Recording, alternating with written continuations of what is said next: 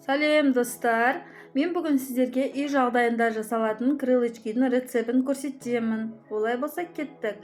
Ең біріншіден крылышкимізді алып, ұштарын кесіп тастаймыз және ортасынан бөліп аламыз.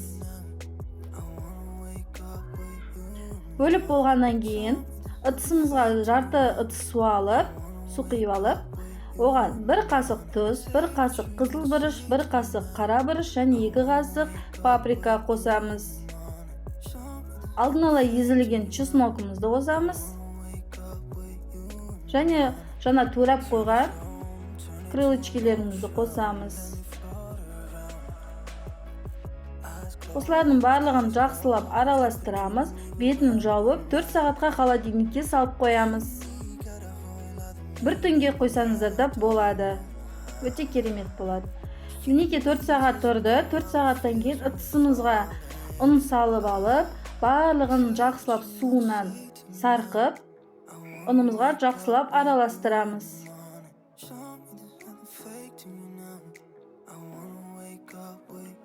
Араластырып болғаннан кейін мен бір шетіне қарай ысырып қойдым. Ысырып, ұннан қағып, қайтадан жаңағы суымызға салып аламыз және қайтадан ұнға аунатамыз. Осы уақытта майымызды қыздырып қойыңыздар. Аунатып болғаннан кейін мінекей қайтадан қағып, ұннан қағып, осылай орташа отта қуырып аламыз. 2 бетін 6 минуттан қуырамыз. Міне достар, дайын.